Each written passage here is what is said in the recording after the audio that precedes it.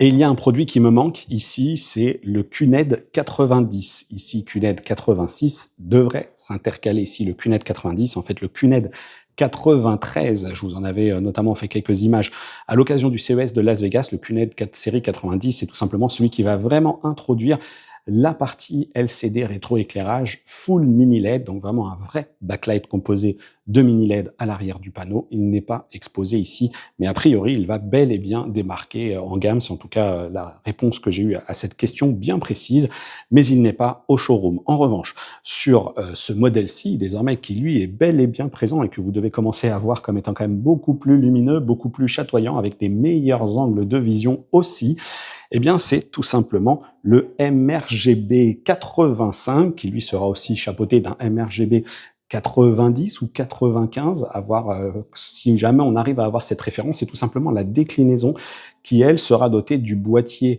de connectivité sans fil. Il était exposé au moment du CES de Las Vegas, mais LG, ici, pour le marché français, nous a dit que c'est pas quelque chose sur lequel ils allaient vraiment accentuer la commercialisation ou même la communication. Donc, il se pourrait finalement que cette série MRGB 9, eh bien, qu'on ne l'ait pas.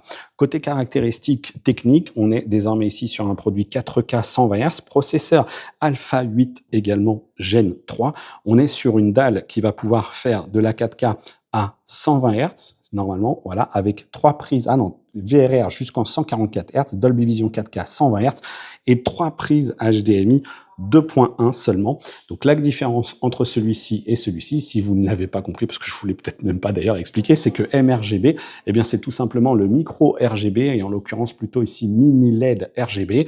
La subtilité là aussi, selon moi, c'est que je pense que cette série-là, il se pourrait bien que le backlight soit géré certes par des diodes RGB, mais pas comme on l'entend. Encore une fois, est-ce que c'est des rampes de diodes qui sont positionnées sur le côté? Est-ce que c'est du vrai backlight? LG Electronics n'avait pas souhaité me répondre au moment du CES de Las Vegas, et enfin global, pour la partie, quand je dis LG Electronics, global, monde US en l'occurrence. Et ici, chez LG France, eh bien, on ne m'a pas non plus apporté cet élément de réponse. Néanmoins, on peut quand même voir qu'on a des angles de vision qui sont assez intéressants. Et puis, encore une fois, je vous communiquerai les tarifs dès que je les aurai.